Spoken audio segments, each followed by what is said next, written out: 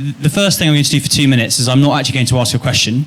I'm going to explain to you how politics and taxation affects our business. So we're going to give you a live example with the deli that's opening in July. You've all got the leaflets? That what a beef brisket, how much money we make, that is 2% net of tax. That's the profit.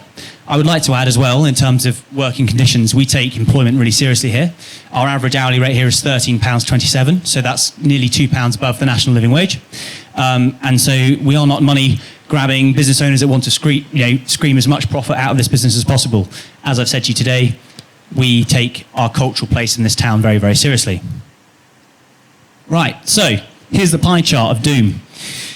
Obviously, you might expect that our labour and food costs occupy about 2/3 of our beef brisket. We're working on an assumption of doing 100 sandwiches a day, and also being a reasonable price of £6. Okay, £6 for a sandwich is actually very good by modern pricing standards. Shameless plugging again. I'm really sorry. We take in the taxation. So the effective VAT rate after the expenses of our costs is about 16.6%. National insurance, comprising the employer contribution, not the employee contribution, is 13.8%. So that's 4.3% per sandwich. Rates 0.8%. So we have a scheme where we get a 70% reduction in business rates. So at the moment, we're only 0.8% of our sandwich is going to rates. 15% of our sandwich is going to rent because we're paying an extortionate price per square foot downstairs compared to upstairs. I tried to speak to the landlord about that, but we can't quite fix that. And then corporation tax now sits at, it's not actually on here, but it's deducted at the net profit at 25%.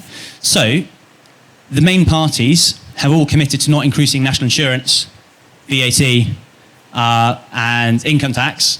Now, you can give this assurance today, but I'm here to tell you and give you a warning as people who may be in government or may be continuing in government or also may be representing us as a minority party, is that any tax increase on direct taxation that you're looking at, you'll see what our profit margin on our sandwich is going to be. Okay? Unless you want to pay £8 for a sandwich, but I think that's a rip-off, personally. Given that the beef is ethically sourced. Yeah, air sampled. Our butchers air sample the farms as well. Really high-end stuff. Aubrey Allen, Coventry, would recommend. So that's just my point today. And the reason I mentioned the sandwich is that whatever taxation you look at putting on, or spending you're looking to fully cost through, we'll talk about, I'm sure private fees has come up as quite a common question on here.